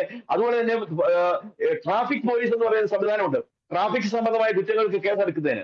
അതുപോലെ തന്നെ കേരള പോലീസിനകത്ത് ഈ വനവുമായി ബന്ധപ്പെട്ട കാര്യത്തിന് വനത്തിന് പുറത്തു നടക്കുന്ന കാര്യങ്ങളിൽ കേസെടുക്കുന്നതിന് വേണ്ടി സ്പെഷ്യൽ പോലീസിനെ ഏൽപ്പിക്കണം. ഈ വനംവകുപ്പ് ഉദ്യോഗസ്ഥന്മാർക്ക് നാട്ടിലേക്ക് ഇറങ്ങി ജനങ്ങളുടെ മേൽ കുതിര കയറാനുള്ള അവകാശം കൊടുക്കാനായിട്ട് പാടില്ല. അത് നിയമത്തിൽ തന്നെ അതിന് മാറ്റം വരുത്തി എങ്കിൽ മാത്രമേ ഇവിടെ ജനങ്ങൾക്ക് ജീവിക്കാനാവുകയുള്ളൂ. ജനങ്ങളുടെ ജീവന സ്വത്തിന് സംരക്ഷണം നൽകേണ്ട ഉദ്യോഗസ്ഥന്മാർ അവര് രമ്യകർമ്മങ്ങളിൽ ഇരുന്ന് അവര് ഭയങ്കര ആഘോഷിക്കുകയും അതൊക്കെയാണ് അവർ ചെയ്യുന്നത്. 7000 വനംവകുപ്പ് ഉദ്യോഗസ്ഥന്മാരുണ്ട് ഇവിടെ. പക്ഷേ ഈ കേരളത്തിന്റെ 3-1 വരുന്ന വനഭൂമി സംരക്ഷിക്കുക എന്ന കാര്യത്തിന് വേണ്ടി ഡെപ്യൂട്ടി ചെയ്തിരിക്കുന്നത് 3000-3500 ഉദ്യോഗസ്ഥന്മാരേ ഉള്ളൂ. ബാക്കിയുള്ളവർക്കൊക്കെ വേറെ പണികളാണ്. അപ്പൊ ഇത്രയും വലിയ ഒരു ഏരിയ വനത്തെ സംരക്ഷിക്കുവാൻ ഇത്രയും ചെറിയൊരു ഫോറസ്റ്റുകാർക്ക് പറ്റില്ല. അതിന് പകരം അവർ ചെയ്യുന്നത് എന്താണ്? ജനങ്ങളുടെ മേൽ കുതിര കയറുകയും ജനങ്ങളെ ഏതെങ്കിലും തരത്തിൽ ആക്രമിക്കുന്നതിനും അവരെ ഇല്ലായ്മ ചെയ്യുന്നതിനും പറ്റുന്ന നിയമങ്ങൾ ഉപയോഗിക്കുകയും ചെയ്യാണ്. എന്നിട്ട് കുരിശുകൃഷി എന്നൊക്കെ പറഞ്ഞ് ആക്ഷേപിച്ചാൽ അതൊന്നും ഒരു സ്ഥലത്തും ചെലവാകുന്ന കാര്യങ്ങളല്ല. ഇവിടെ സഭയെ സംബന്ധിച്ചിടത്തോളം, പ്രത്യേകിച്ച് കത്തോലിക്ക സഭയെ സംബന്ധിച്ചിടത്തോളം അങ്ങനെ കുരിശുകൃഷി എന്നുള്ള സമീപനമൊന്നുമില്ല. അതേസമയത്ത് കത്തോലിക്ക കോൺഗ്രസിനെ സംബന്ധിച്ചിടത്തോളം കത്തോലിക്ക വിശ്വാസത്തെ നിലനിർത്തുന്നതിന് ആവശ്യമായ അനുബന്ധ സാഹചര്യം ഒരുക്കാൻ ഞങ്ങൾ പ്രതിജ്ഞാബദ്ധരാണ്. ഞങ്ങളത് ചെയ്യും. ഇവിടെ ഇന്നിപ്പോ അവിടെ മനോജല്ല, അവിടെ 100 കണക്കിന് പോലീസുകാർ വന്നാലും 10,000 കണക്കിന് ആളുകൾ ആവശ്യപ്പെട്ട് കഴിഞ്ഞാൽ അവിടേക്ക് ഇറങ്ങി വരാനും അവിടെ ഒരു കുരിശ് സ്ഥാപിക്കാനും ഒക്കെ കഴിയുവാനായിട്ടൊന്നുമല്ല. പക്ഷെ ഞങ്ങൾ നിയമത്തെ ബഹുമാനിക്കുന്നവരും നിയമം അനുസരിച്ച് പോകണം എന്ന് ആഗ്രഹിക്കുന്നവരുമാണ്. അതുകൊണ്ടാണ് ഒരു സംഘർഷത്തിന് ഒന്നും മുതിരാതെ അവിടെ പ്രാർത്ഥന മാത്രം നടത്തി തിരിഞ്ഞു പോയത്. അതല്ല, ഇനി സംഘടന ശക്തി വെച്ചുകൊണ്ട് വെല്ലുവിളിക്കാനാണെങ്കിൽ ആ വെല്ലുവിളി ഏറ്റെടുക്കാനൊക്കെ കരുത്തുള്ളത് തന്നെയാണ് ഇവിടുത്തെ മനോജ്. ഞാനും ഇടുക്കിയിൽ പല ഭാഗങ്ങളിൽ ജോലി ചെയ്ത ഒരാളാണ്. ഇടുക്കിയിൽ ജോലി ചെയ്തിരുന്നു. ആ സമയത്ത് കണ്ടിരുന്ന പ്രധാനപ്പെട്ട കാര്യം ഈ കുരിശ് കൃഷി വലിയ പ്രശ്നമാണ് അവിടെ. കാരണം പല മേഖലകളിലും ഇങ്ങനെ കയ്യേറ്റത്തിനായി ആളുകൾ കുരിശുകൾ സ്ഥാപിക്കാറുണ്ട്. തുടർച്ചയായി കുരിശുകൾ വെച്ചിരിക്കുന്ന സ്ഥലങ്ങൾ പല സ്ഥലങ്ങളിലും കാണാം. ഈ പരുന്തുംപാറ പോലുള്ള പ്രദേശങ്ങളൊക്കെ അതിൻ്റെ കേന്ദ്രമാണ്. നിങ്ങൾ അവിടെ ഒരു പൊതുപ്രവർത്തകനാണ്, കേരള കോൺഗ്രസ് എമ്മിൻ്റെ പ്രധാനപ്പെട്ട ആളാണ്. അവിടെ ഇങ്ങനെയുള്ള സംഭവങ്ങൾ ആവർത്തിക്കുന്ന കാര്യം കൂടി ഞാൻ നേരത്തെ പറഞ്ഞ പോലെ അത്തരം ആളുകളെ ഒറ്റപ്പെടുത്തണം. അവർക്കെതിരെ സഭയും നിലപാട് സ്വീകരിക്കണം. ഇത്തരത്തിലുള്ള കുരിശിനെ അനധികൃതമായി ഉപയോഗിക്കുന്നതിനെതിരെ പ്രസ്താവന നടത്താനും അതിൽ ഈ പറഞ്ഞതുപോലെ അവരെ ഒറ്റപ്പെടുത്താനും അവർക്ക് നിലപാടെടുക്കാനുമുള്ള ആർജവം കൂടി സഭകൾ കാണിക്കണമല്ലോ. അത്തരം പ്രശ്നങ്ങൾ കൊണ്ടാണല്ലോ നിങ്ങൾ പറയുന്നത് പോലെ നിങ്ങളുടെ കൈവശാവകാശ ഭൂമിയാണെങ്കിൽ, വർഷങ്ങളായി താമസിക്കുന്ന സ്ഥലമാണെങ്കിൽ അവിടെയും കുരിശ് സ്ഥാപിക്കുമ്പോൾ വനം വകുപ്പ് ഇടപെടേണ്ടി വരുന്നത്. ഇത് ഈ പറഞ്ഞ നിലപാട് തന്നെയാണ് എന്നെ സംബന്ധിച്ച് വ്യക്തിപരമായി ഞാൻ പറയുന്നതാണ്. അത് കുരിശ് കൃഷി അത് ആ ഒരു കാര്യത്തിൽ അങ്ങനെ പറയുന്ന ഒരു ഭാഷ ഈ ഒരു കാര്യത്തിൽ അത് വ്യത്യസ്തമായ ഒരു നിലപാട് ഈ ഒരു കാര്യത്തിലുണ്ട്. ഈ കുരിശ് കൃഷി ഈ ഒരു വിഷയം അല്ല അവിടെ പ്രശ്നം. വനംവകുപ്പുമായിട്ട് ബന്ധപ്പെട്ട് ഒരു റബ്ബർ തോട്ടം നമ്മൾ റബ്ബർ തോട്ടം വെട്ടിയാൽ നമ്മൾ സ്വാഭാവികമായിട്ടും കന്നാരയ്ക്ക് കൊടുക്കുമ്പോൾ അത് പുനർകൃഷി ചെയ്യാൻ നമുക്ക് JCB ഉപയോഗിക്കേണ്ടി വരും. JCB ഉപയോഗിക്കുന്ന ആ കർഷകന്റെ പേരിൽ റബ്ബർ തൈ വെച്ചതിന് ശേഷം JCB ഉപയോഗിക്കുന്ന കർഷകന്റെ പേര് കേസെടുക്കുക. ഇത് ഒരു ട്രാക്ടർ ഉപയോഗിച്ച് റബ്ബർ കുഴി വെട്ടിയാൽ ആ വ്യക്തിയുടെ പേര് കേസെടുക്കുക. ഇത്തരത്തിലുള്ള നിലപാടുകളാണ്. ഞങ്ങൾ 60-65 വർഷമായിട്ട് അവിടെ അധിവസിക്കുന്ന മനുഷ്യരെ ഞങ്ങളിനി ഞങ്ങളുടെ നിലപാട് 3000 ഞങ്ങളുടെ വാർഡിൽ തന്നെ 513 കുടുംബങ്ങളുണ്ട്. ആ ഒരു വാർഡിൽ അതിലൊരു 3-2% ആളുകൾക്കും പട്ടയമില്ലാത്ത ഇത് സ്റ്റാറ്റസ് ഭൂമിയാണ്. ഈ ഭൂമിയും ഇവരിലെ ഈ നടപടിയെടുക്കുന്ന ഭൂമികളും വ്യത്യസ്തമായ ഒരു നിലപാടാണ് ഉള്ളതെങ്കിൽ വനംവകുപ്പ് അത് പറയട്ടെ. ഈ ഭൂമി ഒരു സെപ്പറേറ്റ് കുടിയേറ്റമാണ് അവിടെ നടന്നതെങ്കിൽ അത് പറയട്ടെ വനംവകുപ്പ്. ഈ 60-65 വർഷക്കാലം പഴക്കമുള്ള ഈ 79 ശേഷം ആണ് ഈ പറഞ്ഞ പ്രദേശം ഇവർ രണ്ടായിട്ട് വേർതിരിച്ചത് 1979-ലാണ്. അതിനുശേഷം നടന്ന കയ്യേറ്റമാണ്, അതിന്റെ കുടിയേറ്റമാണ്. എന്തും ആയിക്കൊള്ളട്ടെ, അത് ഞങ്ങൾ കയ്യേറിയതാണെങ്കിൽ ആ വിവരം അവർ സ്ഥാപിക്കണം വനംവകുപ്പ്. ഞങ്ങളെ സംബന്ധിക്കുന്നത് ഞങ്ങൾ മുന്നോട്ട് വെക്കുന്ന ആവശ്യം അതാണ്. അതുപോലെ ഈ ജോയിന്റ് വെരിഫിക്കേഷനുമായിട്ട് നടന്നത് വലിയ അപാകത നടന്നു എന്ന് പറഞ്ഞാൽ, സാധാരണ അന്നത്തെ കുടിയേറ്റ കർഷകർ അല്പം കപ്പയോ ചെമ്പോ കാച്ചിലോ പറമ്പിൽ കാണുന്നുള്ളൂ, കൂലിപ്പണിക്ക് പോകുന്നവരാ. വനം വകുപ്പിന്റെ ഒരു ഉദ്യോഗസ്ഥനും റവന്യൂ വകുപ്പിന്റെ ഒരു ഉദ്യോഗസ്ഥനും ഒരു മിന്നൽ പര്യടനം നടത്തുന്നു. അവരെ പോയി കാണുകയും കൈമടക്ക് കൊടുക്കുകയും ചെയ്ത ആളുകളെ ജോയിന്റ് വെരിഫിക്കേഷന്റെ ലിസ്റ്റിൽ ഉൾപ്പെടുത്തി. അതേക്കുറിച്ച് ഞങ്ങൾക്കൊരു ബോധ്യം വന്നത് സാവധാനമാണ്. അപ്പൊ ഒരു 30 വർഷത്തിന് മുൻപ് ഞങ്ങൾ അതുമായിട്ട് ബന്ധപ്പെട്ട അന്നത്തെ റവന്യൂ മന്ത്രിക്ക് ഞങ്ങൾ പരാതി കൊടുത്തു. ജോയിന്റ് വെരിഫിക്കേഷനിലെ അപാകത പരിഹരിക്കണം, അതാണ് ആദ്യം ചെയ്യേണ്ടത്. ആ പ്രദേശത്തെ ഈ ജോയിന്റ് വെരിഫിക്കേഷനിൽ നിന്ന് പുറത്താക്കിയ ആളുകളെ ഉള്ളിലാക്കണം. അതാണ് ഞങ്ങൾ ആവശ്യപ്പെട്ട് കൃത്യമായിട്ട് കൊടുത്ത പരാതിയുടെ ഞങ്ങൾ കൈവശമുണ്ട്. അതുപോലെ വനം വകുപ്പ് ഇത് കൃത്യമായിട്ട് ചില മേഖലകൾ ടാർഗറ്റ് ചെയ്യുന്ന അവർ ആവശ്യമില്ലാത്ത പ്രതിസന്ധി ഉണ്ടാക്കണം. തുമ്പൻകുത്ത് ഇക്കോ ടൂറിസവുമായി ബന്ധപ്പെട്ട് 2010-ലാണ് ഇക്കോ ടൂറിസം ആരംഭിക്കുന്നത്. 2010 ആണെന്നാണ് എന്റെ ഓർമ്മ ഇക്കോ ടൂറിസം ആരംഭിക്കുന്നു. അതിനുശേഷം ഒരു തരത്തിലും ഈ ഞങ്ങളുടെ പ്രദേശത്ത് എവിടെയെങ്കിലും ഒരു അല്പം വെള്ളം കുത്തിയൊലിക്കുന്ന പ്രദേശമുണ്ട്. സോഷ്യൽ മീഡിയയിൽ ഇതൊരു ട്രെൻഡാണ്, അത് പെട്ടെന്ന് ആ പ്രദേശം വൈറലാവും. അത്തരത്തിലൊരു ചെറിയ വെള്ളച്ചാട്ടം അവിടെ പ്രത്യക്ഷപ്പെട്ടാൽ അതിന് ചുറ്റുവട്ടമുള്ള ഭൂമി പട്ടയം ഇല്ലാത്തതാണ് എങ്കിൽ ഉടനടി വനംവകുപ്പ് അവിടെ വരിക. അതിന് ചുറ്റുവട്ടത്തുള്ള പറമ്പിൽ ഒന്നെങ്കിൽ ആളുകൾ തൂമ്പ എടുത്ത് കളത്താൻ അവരുടെ പേര് കേസെടുക്കുക, ഇല്ലെങ്കിൽ ഒരു ടിൻഷീറ്റ് ഒരു പുതിയ നിർമ്മിതി വന്നാൽ അതിന്റെ പേര് കേസെടുക്കുക. ഇത് അവരിത്തരത്തിലുള്ള അത് നമ്മളിവിടെ സംസാരിച്ച രാഷ്ട്രീയ ചർച്ചകൾക്കൊന്നും ഞാനിപ്പോ ഈ പേര് തയ്യാറാണ് രാഷ്ട്രീയമായി താങ്കൾ കേരള കോൺഗ്രസ് എമ്മിന്റെ ഭാഗമാണ്, സർക്കാരുമായി ചേർന്ന് നിൽക്കുന്ന LDF മുന്നണിയിലുള്ള പാർട്ടിയാണ്. താങ്കളും ഈ വിഷയത്തിൽ സർക്കാരിനെതിരെ പ്രതിഷേധത്തിലാണ്, അത് വളരെ വ്യക്തമാണ് നാട്ടുകാരെന്ന നിലയിൽ. ശ്രീ വസന്ത്, അത് ഇത് രാഷ്ട്രീയമായി താങ്കളിലേക്ക് വരാം, സമയക്കുറവുണ്ട്. രാഷ്ട്രീയമായി കാണുക എന്നുള്ളതല്ല, കേവലം കുറ്റപ്പെടുത്തുന്നത് മാത്രമല്ല, ആര് എന്ത് മുതലെടുക്കുന്നു എന്നുള്ളതല്ല. ഇവിടെ ഒരു വിഭാഗം ആളുകളുടെ വിശ്വാസമുണ്ട്, ഒരു വിഭാഗം കർഷകരുടെ പ്രശ്നങ്ങളുണ്ട്. അതൊക്കെ കാലാകാലങ്ങളായി നിങ്ങളുടെ ഭരണകാലത്തും പരിഹരിക്കാതിരിക്കുന്ന ഒരുപാട് കാര്യങ്ങൾ ഈ വനമേഖലയുമായും ഒക്കെ ബന്ധപ്പെട്ട മലയോര മേഖലയുമായി ബന്ധപ്പെട്ടുണ്ട്, ഒരു സംശയവുമില്ല. ഇതൊക്കെ പരിഹരിക്കേണ്ട ഉത്തരവാദിത്തമുണ്ട്, ആർജവത്തോടെ ഇടപെടുകയും വേണം. അവിടെയാണ് ഈ രാഷ്ട്രീയ പാർട്ടികൾ പലപ്പോഴും ഇത്തരം കളികൾ കളിക്കുകയും ഇതിനോട് കൃത്യമായി ഇടപെടാതിരിക്കുകയും മറ്റും ചെയ്യുന്നത്. അവിടെ മറ്റു ചില ഇവർക്ക് സഹായകരമായ ഇടപെടൽ ഉണ്ടാകും എന്ന് കാണുമ്പോൾ സ്വാഭാവികമായും ആ ഭാഗത്തേക്ക് ചായും, പ്രശ്നങ്ങൾ പരിഹരിക്കാതിരിക്കുമ്പോൾ. അല്ല, ആ ഭാഗത്തേക്ക് ചായുന്നവരെല്ലാം ാണല്ലോ നമ്മൾ കാണുന്നത്. അതുകൊണ്ടാണല്ലോ ബഹുമാനപ്പെട്ട പാമ്പ്ലാനി പിതാവിനും കഴിഞ്ഞ ദിവസം കോട്ടപ്പുറം രൂപതയുടെ ബഹുമാനപ്പെട്ട ബിഷപ്പിനും അതിന് 2 ദിവസം മുമ്പ് ബഹുമാനപ്പെട്ട ലത്തീൻ സഭയ്ക്കുമെല്ലാം നിലപാട് തിരുത്തേണ്ടി വന്നതും BJPയെ ഭയക്കേണ്ട കൂട്ടരാണ് എന്ന് പറയേണ്ടി വന്നതും. ഇനി ഒരു പ്രധാനപ്പെട്ട കാര്യമുണ്ട്. നേരത്തെ കെവിൻ പീറ്റർ പറഞ്ഞു, നിങ്ങൾ അവരെ സ്വീകരിച്ചു, നിങ്ങൾ അവരെ സംരക്ഷിച്ചില്ലേ, ഇവരെ സംരക്ഷിച്ചില്ലേ. ഞാൻ പ്രധാനപ്പെട്ട വിഷയം പറഞ്ഞെന്താണെന്ന് അറിയാമോ? ഒന്ന്, 26 വർഷത്തെ വേദനയെ പറ്റി അദ്ദേഹം പറഞ്ഞു. പക്ഷെ ആ 26 വർഷങ്ങളായി ഇവിടെ പ്രവർത്തിച്ച് ഈ മണ്ണിൽ എന്താണോ ഗ്രഹാം സ്റ്റെയിൻ എന്തിനാണോ നാട്ടിൽ വന്നത്, അതേ ദൗത്യം മുമ്പോട്ട് കൊണ്ടുപോയി 2005-ൽ പത്മശ്രീ മേടിച്ചു പോയ ഗ്ലാഡിസ് സ്റ്റെയിൻസിനെ പറ്റി എന്തുകൊണ്ടാണ് കെവിൻ പീറ്ററിന് ഓർമ്മയില്ലാത്തത്? ആ ഗ്ലാഡിസ് സ്റ്റെയിൻസിന്റെ വേദനയെ പറ്റി എന്തുകൊണ്ടാണ് മനസ്സിലാവാത്തത്? നിങ്ങളുടെ ഈ പറയുന്ന മഹേന്ദ്ര ഹെബ്രാറിന് നിങ്ങളുടെ ജയിൽ ഉദ്യോഗസ്ഥർ ഇട്ടുകൊടുത്ത മാലയല്ല കേട്ടോ, നിങ്ങളുടെ ബജറംഗീകൾ വഴിയിൽ സ്വീകരിച്ചു കൊടുത്ത പൂമാലയല്ല കേട്ടോ, പ്രാദേശികമായി BJP നേതൃത്വം കൊടുത്ത കയ്യടിയല്ല കേട്ടോ, ഈ രാജ്യം കൊടുത്ത പത്മശ്രീ മേടിച്ച ആളാണ് ഗ്ലാഡിസ് സ്റ്റെയിൻസ്. ആരാ ഗ്ലാഡിസ് സ്റ്റെയിൻസ്? ഗ്രഹാം സ്റ്റെയിൻസിന്റെ പ്രിയപത്നി. എന്താണ് ഗ്രഹാം സ്റ്റെയിൻസ് നാട്ടിലേക്ക് കൊണ്ടുവന്നത്? എന്തിനാണ്, ഏതാശയമാണ് കൊണ്ടുവന്നത്? അതേ ആശയം അദ്ദേഹത്തിന്റെ കൊലപാതകത്തിന് ശേഷവും അദ്ദേഹത്തിന്റെ മക്കളായ ഫിലിപ്സിന്റെയും തിമോത്തിയുടെയും രക്തം വാർന്ന കത്തിക്കരഞ്ഞ ശവശരീരം കണ്ടതിന് ശേഷവും ഈ നാട്ടിൽ നിന്ന് പ്രവർത്തിച്ച് പത്മശ്രീ നേടിയെടുത്ത ഗ്ലാഡിസ് സ്റ്റെയിൻസ് ഉണ്ട്. ആ ഗ്ലാഡിസ് സ്റ്റെയിൻസിന്റെ ഒക്കെ മുമ്പിലിരുന്നാണ് നിങ്ങൾ പറയുന്നത് മഹേന്ദ്ര ഹെബ്രോർ 26 വർഷം ജയിലിൽ അരിയുണ്ട കഴിച്ചു കഴിഞ്ഞ പാവം മനുഷ്യനാണ്. അയാളുടെ നല്ല നടപ്പ് കണ്ട് അയാൾക്ക് വലിയ സർട്ടിഫിക്കറ്റ് കൊടുത്ത് വെളിയിലേക്ക് വിട്ടാണ്. ആയിക്കോട്ടെ, 26 വർഷത്തിന് ശേഷം ജയിൽ മോചിതനാക്കി എന്നത് തന്നെ ഇരിക്കട്ടെ. ആ ജയിൽ മോചിതനാക്കിയ ശേഷം എന്തിനാണ് ജയിൽ അധികൃതർ അദ്ദേഹത്തെ മാലയിട്ട് ഇറക്കി വിടുന്നത്, സെൽഫി എടുക്കുന്നത്? എന്തിനാണ് നിങ്ങളുടെ ബജറംഗി ദൾ പ്രവർത്തകർ അദ്ദേഹത്തിന് സ്വീകരണം കൊടുക്കുന്നത്? എന്തിനാണ് BJP അദ്ദേഹത്തിന് സ്വീകരണം കൊടുക്കുന്നത് എന്നത് തുടങ്ങിയ പ്രസക്തമായ ചോദ്യങ്ങളുണ്ട്. ആ ചോദ്യങ്ങൾക്ക് അദ്ദേഹം ഉത്തരം പറയട്ടെ. ഇനി പ്രിയപ്പെട്ട രഞ്ജിത്തിന്റെ ചോദ്യം എന്താണ്? കോൺഗ്രസ് സർക്കാരുകളുടെ അടക്കം കാലഘട്ടത്തിൽ ഇത്തരം പ്രശ്നങ്ങൾ ഉണ്ടായിട്ടുണ്ടെന്നേ ഞാൻ അങ്ങേ സ്നേഹപൂർവ്വം വെല്ലുവിളിക്കുകയാണ്. ഈ സംസ്ഥാനം രൂപം കൊണ്ട ശേഷം ഏറ്റവും കൂടുതൽ പട്ടയം കൊടുത്ത ഗവൺമെന്റുകളുടെ പേര് അങ്ങേക്കറിയാമോ? ഏറ്റവും കൂടുതൽ പട്ടയം കൊടുത്ത ഒന്നാമത്തെ ഗവൺമെന്റിന്റെ പേര് ഉമ്മൻചാണ്ടി ഗവൺമെന്റ് എന്നാണ്. രണ്ടാമത്തെ ഗവൺമെന്റിന്റെ പേര് AK ആന്റണി ഗവൺമെന്റ് എന്നാണ്. ആ പട്ടയത്തിൽ കൂടുതൽ കിട്ടിയത് മലയോര കർഷകരായിട്ടുള്ള, കുടിയേറ്റ കർഷകരായിട്ടുള്ള, ഞാനടക്കമുള്ള കോട്ടയത്തെയും ഇടുക്കിയിലെയും പത്തനംതിട്ടയിലെയും ഒക്കെ സാധാരണക്കാരായിട്ടുള്ള കുടുംബങ്ങളിലെ കർഷകരുടെ കർഷകർക്കും തന്നെയാണ്. അത് ഞങ്ങൾ നെഞ്ചിൽ കൈവച്ച് പറയും. എന്നാൽ പൂർണ്ണാർത്ഥത്തിൽ കൊടുക്കാൻ സാധിച്ചിട്ടുണ്ടോ? കൊടുക്കാൻ സാധിച്ചിട്ടില്ല. പക്ഷെ ഇവിടെ ഏറ്റവും പ്രധാനപ്പെട്ട വിഷയം എവിടെയാണ്?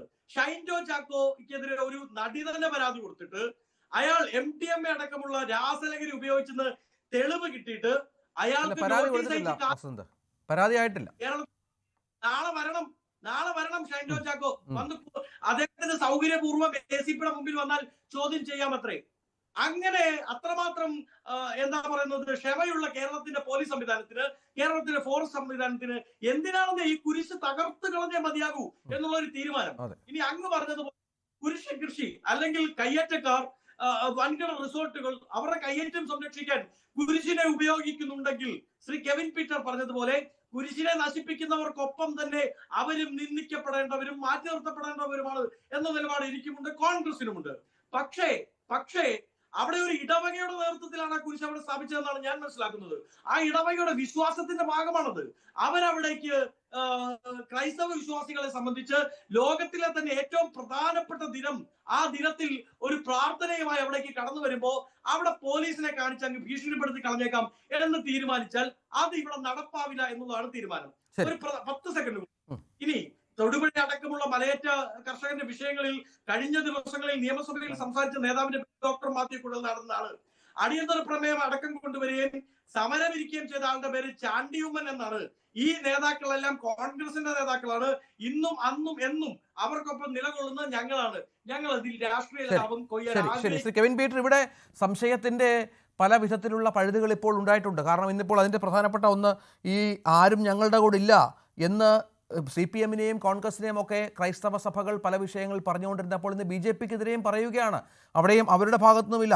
ബിഷപ്പ് ജോസഫ് മാർ പാംപ്ലാനയുടെ പ്രസ്താവന നമ്മൾ കണ്ടു. ഭരണഘടന രാജ്യത്ത് നൽകുന്ന ഏറ്റവും ശക്തമായ ഉറപ്പാണ് മതേതരത്വം. എന്നിട്ട് ഇഷ്ടപ്പെട്ട മതത്തിൽ വിശ്വസിക്കാനുള്ള അവകാശം നിഷേധിക്കപ്പെടുന്നു. കുരിശിൻ്റെ യാത്ര നടത്താൻ സാധിക്കാത്ത എത്രയോ നഗരങ്ങൾ ഇന്ത്യയിലുണ്ട്. മതവും രാഷ്ട്രീയവും സഖ്യം ചേരുന്നു എന്നൊക്കെ പറഞ്ഞു വെക്കുമ്പോൾ ഒരു രാഷ്ട്രീയ പാർട്ടികളെയും വിശ്വാസമില്ല എന്ന് പറയുകയാണ്. ഞങ്ങൾക്ക് ആരുണ്ട്, ഞങ്ങളെ സംരക്ഷിക്കാൻ ആരുണ്ട് എന്ന് ചോദിക്കുകയാണ്. ശരിയാണ്. അപ്പൊ നമ്മൾ അതിനെ ആദ്യം ഏറ്റവും അധികം കുറ്റപ്പെടുത്തേണ്ടത്, ഇത്രയും കാലം ക്രിസ്ത്യാനികൾ ആരെയാണോ സപ്പോർട്ട് ചെയ്തുകൊണ്ടിരുന്നത് അവരുടെ ഭാഗത്തുനിന്ന് ഒരു നിലപാട് അല്ലെങ്കിൽ അനുകൂലമായ ഒരു നിലപാടില്ലാത്ത വരുമ്പോൾ അവരാണ് ഏറ്റവും വലിയ കുറ്റക്കാരായിട്ട് വരുന്നത്. അല്ലാതെ ഇത്രയും കാലത്ത് അകറ്റി നിർത്തിയിരുന്ന ഒരു കൂട്ടരെ അല്ല നമ്മൾ കൂടുതൽ കുറ്റപ്പെടുത്തേണ്ടത്. ഇത്രയും കാലം ക്രിസ്ത്യൻ സമുദായം ആരെയാണോ കൂടുതൽ സപ്പോർട്ട് ചെയ്തത് അവരെയാണ് കുറ്റപ്പെടുത്തേണ്ടത്. പിന്നെ പ്ലാംപ്ലാനി പിതാവ് പറഞ്ഞ കാര്യത്തോട്, ഇന്ന് പറഞ്ഞ കാര്യത്തോട് എനിക്ക് യാതൊരു വിധത്തിലും യോജിപ്പില്ല. അതിന്റെ 3-4 കാരണങ്ങളുണ്ട്. അതിന്റെ പ്രധാനപ്പെട്ട കാരണം എന്ന് പറയുന്നത്, ഇന്നത്തെ ദിവസം എന്ന് പറഞ്ഞ ഒരു ക്രൈസ്തവനെ സംബന്ധിച്ചോളം അവന്റെ ഒരു ലൈഫിലെ ഏറ്റവും വലിയ പ്രധാനപ്പെട്ട ഒരു ദിവസമാണ് ഇത്. ക്രിസ്മസിനേക്കാളും വലിയ ഒരു വിശേഷ ദിവസമാണ് ഈസ്റ്ററും അതുപോലെ തന്നെ ദുഃഖവെള്ളിയാഴ്ചയും. ഈ ദുഃഖവെള്ളിയാഴ്ചയൊന്നും രാഷ്ട്രീയവൽക്കരിക്കേണ്ടതായ ഒരുവിധ ആവശ്യവുമില്ല. അത് ശരിക്കും പറഞ്ഞാൽ ആധ്യാത്മികമായ ഒരു അധപ്പതനമാണ് ഈ കാണിക്കുന്നത്. കഴിഞ്ഞ വർഷം ഇതേ ദിവസം, ദുഃഖവെള്ളിയാഴ്ച ദിവസമാണ് 2 സ്ഥാനാർത്ഥികളെയും പിടിച്ചുകൊണ്ട് തിരുവനന്തപുരത്ത് ഒരു ബിഷപ്പ് കുരിശിന്റെ വഴി നടത്തിയത്. ഇതേ ബിഷപ്പ് തന്നെ ഒരു രാഷ്ട്രീയ പ്രസംഗത്തിൽ, ഒരു സാമുദായിക പ്രസംഗത്തിൽ ഇന്ത്യ മുന്നണി അധികാരത്തിൽ വരാൻ വേണ്ടി പ്രാർത്ഥിച്ചു. എന്താ വന്നത്? കർത്താവ് പോലും അദ്ദേഹത്തിന്റെ പ്രാർത്ഥന തള്ളിക്കളഞ്ഞു. രാഷ്ട്രീയക്കാരന്റെ ഭാഷയിൽ പറയുകയാണെങ്കിൽ കർത്താവ് വിശ്വസിക്കാഞ്ഞ സ്ഥിതിക്ക് ബിഷപ്പ് രാജിവെക്കേണ്ടതായിരുന്നു, അല്ലെ? അങ്ങനെ വേണമെങ്കിൽ നമുക്ക് തമാശയായിട്ട് പറയാം, അല്ലെ? അപ്പോൾ ഇതൊന്നും ഈ ദുഃഖവെള്ളിയാഴ്ച ദിവസമോ ഈസ്റ്ററിന്റെ അന്നോ പെസഹ വ്യാഴാഴ്ച ഒന്നും പ്രസംഗിക്കേണ്ട കാര്യമൊന്നുമില്ല. അതിലേക്കൊന്നും രാഷ്ട്രീയം കൊണ്ടുവരേണ്ട കാര്യമില്ല. ഇവർ ആധ്യാത്മിക നേതാക്കളാണ്. ഇത്തരം ദിവസങ്ങളിൽ ക്രിസ്തുവിനാണ് വില കൊടുക്കേണ്ടത്, അല്ലാതെ രാഹുൽ ഗാന്ധിക്കോ മറ്റേതെങ്കിലും ആൾക്കാർക്കല്ല. രാഷ്ട്രീയ നേട്ടം ഉണ്ടാക്കാനോ കൊയ്യാനോ വേണ്ടിയിട്ടുള്ള ഇത്തരം വേദികൾ ആധ്യാത്മിക കാര്യങ്ങൾക്ക് ഉപയോഗിക്കുന്ന പകരം രാഷ്ട്രീയ കാര്യങ്ങൾക്ക് ഉപയോഗിക്കുന്നത് എതിർപ്പ് തന്നെയാണ്. പിന്നെ പിതാവ് പറഞ്ഞൊരു കാര്യം, എനിക്ക് പിതാവിനോട് ആ കാര്യത്തിൽ എതിർപ്പ് തന്നെയാണ്. ഇവിടെ ബെസ്ലീക്ക് എന്ന് പറയുന്ന ഒരു ഇത്, അവിടെ ഹിന്ദുക്കളും ക്രിസ്ത്യാനികളുമായിട്ടാണോ പ്രശ്നം? അല്ലല്ലോ. ക്രിസ്ത്യാനികളും തമ്മിലായിട്ടല്ലേ പ്രശ്നം? എന്തുകൊണ്ടാണ് ആ പള്ളി ഇന്ന് അടഞ്ഞു കിടക്കേണ്ടി വന്നത്? ഈ വിശുദ്ധ വാരത്തിൽ ആ പള്ളി അടഞ്ഞു കിടക്കേണ്ടി വന്നത് ആരുടെ കുഴപ്പമാണ്?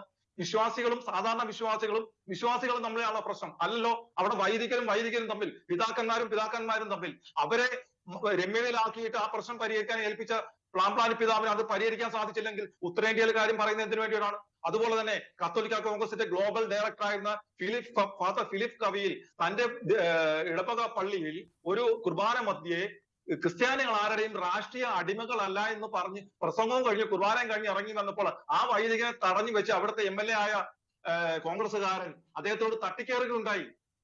ഏട്ടെ എന്ത് നടപടിയാണ് സ്വീകരിച്ചത്? നിങ്ങൾ ആ പ്രശ്നം പറഞ്ഞ് ഒത്തുതീർപ്പ് ഉണ്ടാക്കിയല്ലേ ചെയ്തത്? കത്തോലിക്ക കോൺഗ്രസിന്റെ ആളുകൾ ഇരിപ്പുണ്ടല്ലോ, എന്ത് നടപടി നിങ്ങൾ സ്വീകരിച്ചു? കത്തോലിക്ക കോൺഗ്രസിന് ആ MLA ഓഫീസിന്റെ വീടിന്റെ വാതിക്കൽ വന്ന് ഒന്ന് കൂവാനുള്ള അനുമതി പോലും ക്ലാമ്പാൻ പിതാവ് കൊടുത്തു? ഇല്ലല്ലോ. അപ്പോൾ ഇത്തരം വിഷയങ്ങളൊന്നും ഇന്നത്തെ ദിവസം പറയാനുള്ളതല്ല. ശരിക്കും ഇവിടുത്തെ വിഷയത്തിൽ പറയാതിരുന്നത്? ഇവിടെ ഇത്രയും കാലം ക്രിസ്ത്യാനികൾ സപ്പോർട്ട് ചെയ്തുകൊണ്ടിരുന്ന കോൺഗ്രസ് പ്രസ്ഥാനത്തിന്റെ ഭാഗത്ത് ഇത്രയും നേരമായിട്ട് തൊമ്മൻ വിഷയത്തിൽ VD സതീശന്റെ ഭാഗത്തുനിന്നോ അല്ലെങ്കിൽ KPCC ജനറൽ സെക്രട്ടറിയുടെ ഭാഗത്തുനിന്നോ എന്തെങ്കിലും ഒരു പരാമർശം വന്നോ? ജോസ് കെ മാണിയുടെ ഭാഗത്തുനിന്ന് വന്നോ? അല്ലെങ്കിൽ മറ്റേതെങ്കിലും PJ ജോസഫിന്റെ ഭാഗത്തുനിന്ന് വന്നോ? ഇവർ ആരും മിണ്ടുന്നില്ല. എന്തുകൊണ്ടാണ് മിണ്ടാത്തത്? കുരിശിന്റെ വഴിയെങ്കിലും നടത്താൻ വിശ്വാസികൾക്ക് അനുമതി കൊടുക്കണമെന്ന് പറയാമായിരുന്നല്ലോ, പറഞ്ഞില്ലല്ലോ. അപ്പോൾ ഇത്രയും കാലം ക്രിസ്ത്യാനികൾ ആരെയാണോ സപ്പോർട്ട് ചെയ്തത്, ആരെയാണോ വിശ്വസിച്ചത്, ആർക്ക് വേണ്ടിയാണോ നിലകൊണ്ടത്, അവർ കൂടെ നിൽക്കാതെ വരുമ്പോൾ കൂടെ നിൽക്കുന്ന ആർക്കോ കൂടുതൽ എന്താണ് തെറ്റ്? അത് ആരെയും തെറ്റ് പറയാൻ പറ്റില്ല. അതാണ് ശ്രീ ഈ ചർച്ചയുടെ പ്രധാനപ്പെട്ട കാര്യം. ഇവിടെ രാഷ്ട്രീയ പാർട്ടികളുടെ പിന്തുണ അല്ലെങ്കിൽ പല വിഷയങ്ങളിലും കൃത്യമായി ഇടപെടലും അവർക്കുള്ള ആശ്വാസവും ഒക്കെ നൽകാതിരിക്കുമ്പോഴാണ് ഇങ്ങനെ നേരത്തെ പറഞ്ഞ പോലെ വിശ്വാസം നഷ്ടപ്പെടുന്ന പ്രസ്താവനകൾ ഈ സമുദായത്തിൻ്റെ ഭാഗത്തു നിന്നുണ്ടാകുന്നത്. രാഷ്ട്രീയ കളികൾക്ക് നിന്നുകൊടുക്കരുത് എന്നുള്ള പ്രധാനപ്പെട്ട സന്ദേശം കൂടി ഈ ദിവസം പലരും പറഞ്ഞു വെക്കുന്ന കാര്യം അത് തന്നെയാണ്. നന്ദി ശ്രീ കെവിൻ പീറ്റർ, ശ്രീ ജോസ് കുട്ടി ഒഴികയിൽ, ശ്രീ വസന്ത് തെങ്ങുംപള്ളി, ഒപ്പം ശ്രീ മനോജ് മാമല ഈ ചർച്ചയുടെ ഭാഗമായതിന്. ഏതായാലും നേരത്തെ പറഞ്ഞ പോലെ തൊമ്മൻ കുത്തുമായി ബന്ധപ്പെട്ട പ്രശ്നം അത് വനംവകുപ്പും സർക്കാരുമൊക്കെ ഇടപെട്ട് പരിഹരിക്കണം. സഭകളെ വിശ്വാസത്തിലെടുക്കണം. അവരുടെ കൂടി അഭിപ്രായങ്ങൾ കേട്ട് വേണം ഇത്തരം കാര്യങ്ങൾ ഇടപെടാനും. അല്ലാതെ വിശ്വാസത്തിനെതിരായുള്ള പ്രവർത്തനങ്ങൾ ആരുടെ ഭാഗത്തുനിന്ന് പാടില്ല എന്ന് തന്നെയാണ്. ഈ ചർച്ച പൂർണ്ണമാകും. നാളെ മറ്റൊരു വിഷയമായി എത്താം. നമസ്കാരം.